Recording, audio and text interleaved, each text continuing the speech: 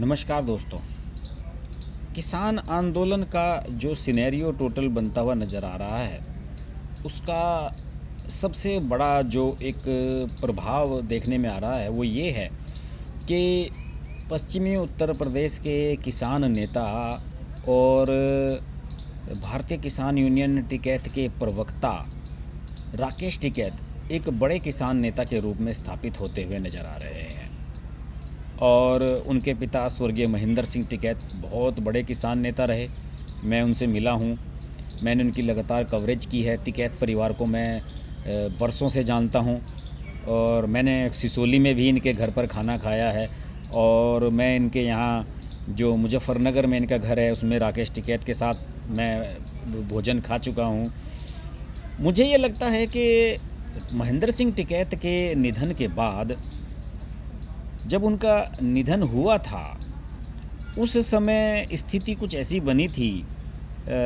मेरे ख्याल में 2011 में उनका निधन हुआ था और मैं पूरा दिन उस दिन सिसोली गांव में रहा था और मैंने वहां देखा था कि लोगों में एक ज़बरदस्त भाव है किसान यूनियन के प्रति और ख़ासतौर से टिकैत फैमिली के प्रति बड़ा सम्मान है। उस दिन मेरे याद है कि जिस दिन महेंद्र सिंह टिकैत की अंत्येष्टि हुई थी और किसान भवन पर उनकी अंत्येष्टि की गई थी सिसोली में, उन समय चौधरी अजीत सिंह जो राष्ट्रीय लोकदल के अध्यक्ष हैं वो वहाँ आए थे और उन्होंने ही ये तय किया था कि भारतीय किसान यूनियन और बालियान खाप का मुखिया नरेश टिकैत को बनाया जाए, जो कि महेंद्र सिंह टिकैत के बड़े बेटे हैं। जबकि उस समय चर्चा ये थी कि नरेश टिकैत को बालियान खाप का मुखिया बनाया जाएगा और राकेश टिकैत को भारतीय किसान यूनियन का अध्यक्ष बनाया जाएगा, लेकिन अजीत सिंह ने अपने हिसाब से सारा कुछ करा दिया और इसमें जाटों ने सहमति भी मिलाई थी, जो जाट लीडर वहाँ पर मौजूद रहे थे। उस समय से ये लग रहा था कि भारतीय किसान यूनियन एक ठंडी पड़ गई एक ऑर्गेनाइजेशन बन गई है। उससे पहले स्वर्गीय महेंद्र सिंह टिकैत के नेतृत्व में, जैसे कि सभी जानते हैं कि 1987 में शामली ज़िले के करमू खेड़ी बिजली घर पर जो घटना हुई थी, बड़ा आंदोलन हुआ था, कई किसान मारे गए थे। उसके बाद से भारतीय किसान यूनियन अस्तित्व में आई थी। उसके बाद गन्ने के दाम को 27 रुपये क्विंटल से 35 रुपये क्विंटल कराने के लिए मेरठ की कमिश्नरी पर ही 1987 में भारतीय किसान यूनियन ने एक बड़ा धरना दिया था और सारा देश हिल गया था। और उसके बाद महेंद्र सिंह टिकैत एक बड़े नेता बन गए थे। अक्टूबर 1988 में दिल्ली के बोट क्लब पर इंडिया गेट के पास लगभग एक महीने तक बड़ा धरना चला था किसानों की मांगों को लेकर। इनके बाद महेंद्र सिंह टिकैत एक बड़े नेता बन गए थे।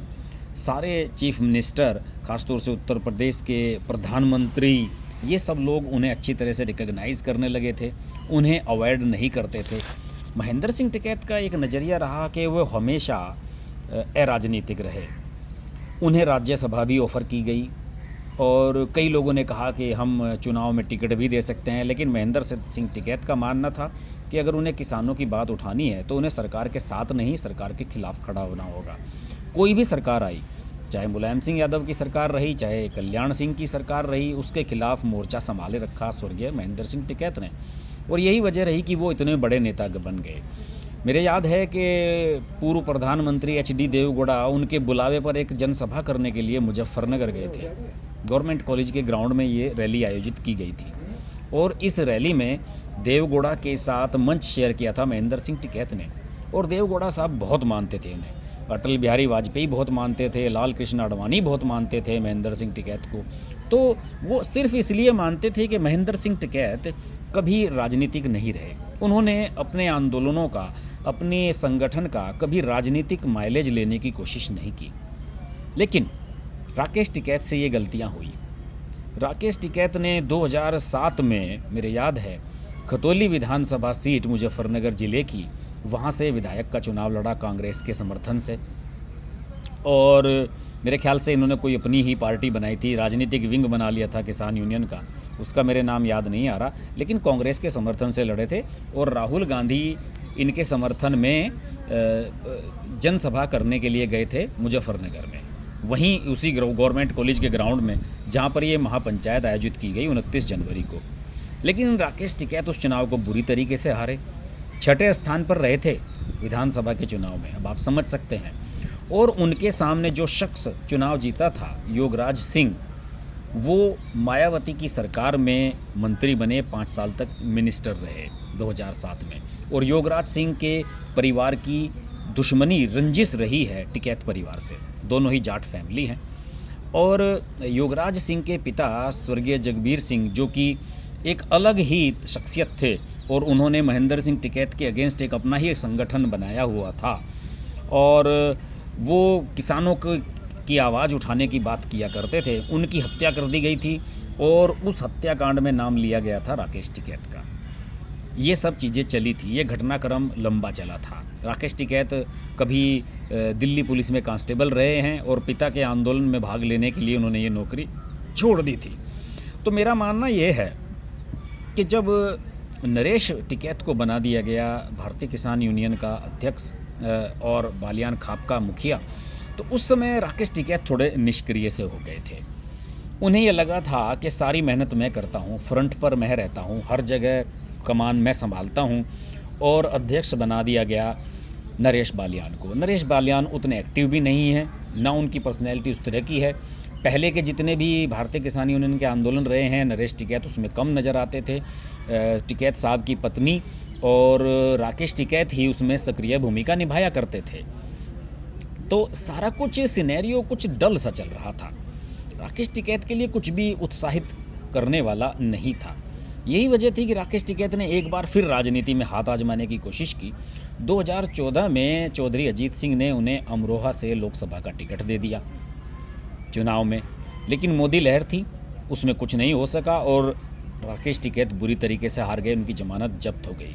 9,539 वोट मिली थी उन्हें लोकसभा के चुनाव में। पहले वो जब विधानसभा का चुनाव लड़े थे तो 6ठे स्थान पर रहे थे। यानी कि पब्लिक में एक्सेप्टेंस उनके प्रति नहीं बन पा रही थी।